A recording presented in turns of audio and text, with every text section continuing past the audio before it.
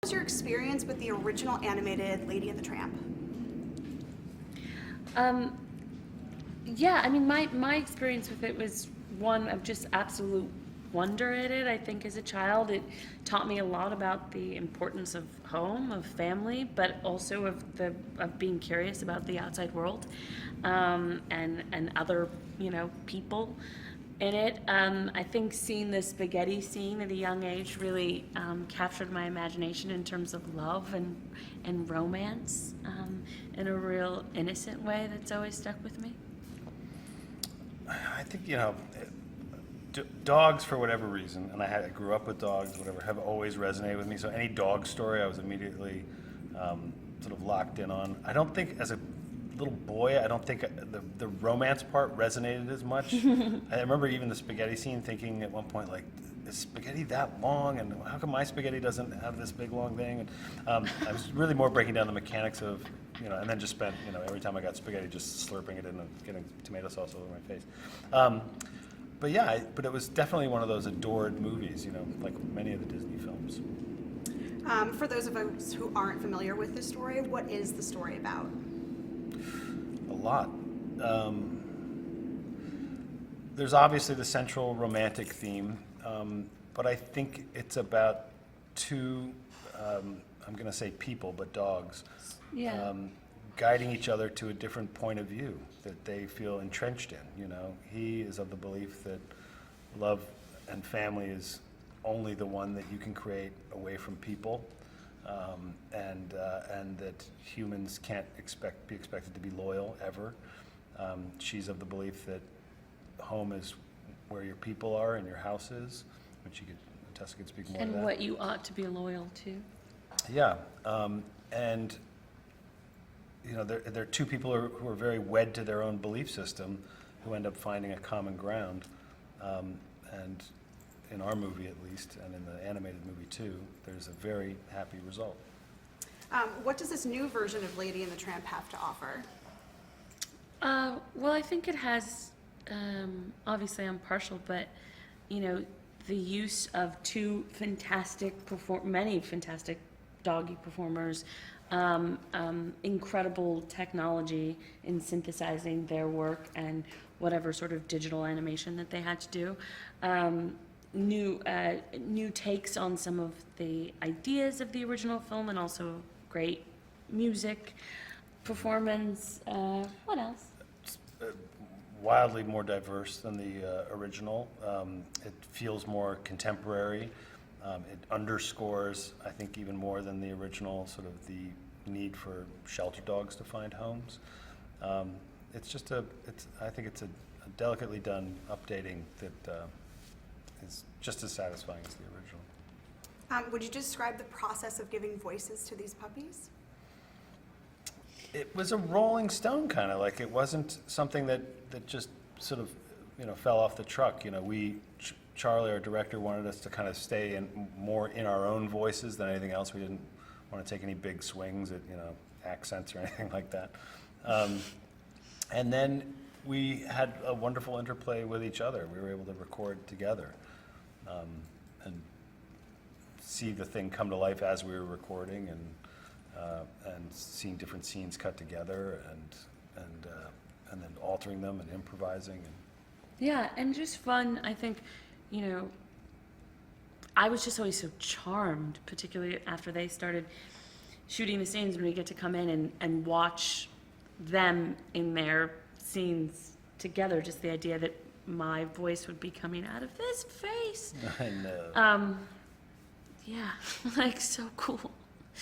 I want to do other films together with her. You know what I mean? But like outside of this thing. Maybe the Marvel universe. Yeah, right? Doggy superhero Yes. on a Pegasus. I would watch that 1,000%. It's just flying through space. So lastly, Lady and the Tramp is amongst the first original films to debut on Disney Plus. How do you think fans will embrace the new streaming service? I would hope they would embrace it the same, look, I think it's up to people like us and creators and Disney to create quality content. I think I won't speak for myself, but I will speak for the filmmakers and Tessa. That I think this movie has done that, and obviously they have a deep and vast library of films. But the exciting part is going to be seeing all the stuff that they create. It's the birth of a new channel, for lack of a better word. So, be cool. Mm-hmm. I'm optimistic. As am I. So how did this project come about? Tell me a little bit about your collaboration together. We got contacted by Disney. Yeah, they reached out to Brigham us. was one of the first people to reach out to us. Yeah. And they were very excited about Janelle's work and the work that Wonderland had done overall in terms of the music space, and also the work that Janelle had done in the film space. And so they kind of approached us with arms wide open. And they said that they would love to have the producers who have worked with me throughout these years, Nate and Roman, do the music. They were like, we've listened to all of you guys' work. We feel like this is the one. Let us know what you want to do. It's open. Wonderful. So generally speaking, how would you describe the music in Lady and the Tramp, and why has it stood the test of time? Those are classic songs, Classics. You're talking about Bella Notte. You're talking about He's a Tramp. Yeah. Peggy Lee and her collaborators. They really created some classic songs. So. Yeah. And I got an opportunity to put my mom on my version of He's a Tramp. Yeah. So she grew up watching Lady and the Tramp. So to have like generations of generations a part of the songs we recorded is amazing. When we recorded Bella Notte, when the orchestra recorded Bella Notte, after they finished the first take, the instrumentalists all put down their instruments and clapped for themselves. They did. And it was a very special moment. But to speak to what you're asking, it just showed how classic that song is and how timeless it was, and how it just gave everybody like a real moment of just like chills just to really be involved with something so special. Yeah. Now let's talk about the classic song, He's a Tramp. What elements did you want to maintain, and which elements did you add your own spin on? I wanted that ashiness to stay on the throat. Peggy, Lee, and when she was Peg, when I saw Lady and the Tramp, sassiness was there. Cool was there. It had to be cool, and I think that was my North Star. It was like, keep it cool. Yeah. Describe your process when writing and producing a song. The process starts with looking at a blank space, having lots of doubt, Freaking out. Yeah. freaking Yes. out, and then just remembering that it is you who's going to have to ultimately finish this, so you might as well go ahead and try. Yeah.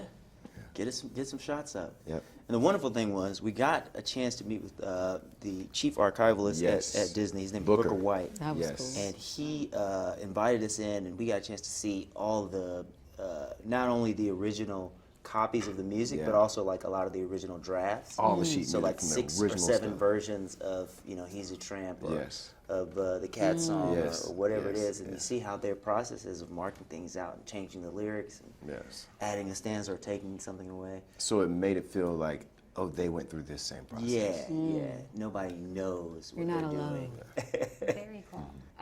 What a Shame is a new song. What is the song about, and how would you describe the style and approach of your performance? Oh, say what the song is about, the irony of making a mess and then turning to So good. turning to It's so yourself, funny. and Yeah. seeing like, oh, what a shame, and we just really thought that was so funny. Just as we Yeah. started laughing through the process, it was like, this is just ridiculous, and Yeah. it was funny. Yes, we laughed a lot. That was the process of making that. We Yeah. did. It was- I laughed watching them Yes. as the cats. Like, I was like, you ornery little kitten mittens. So That's Enough is another new song.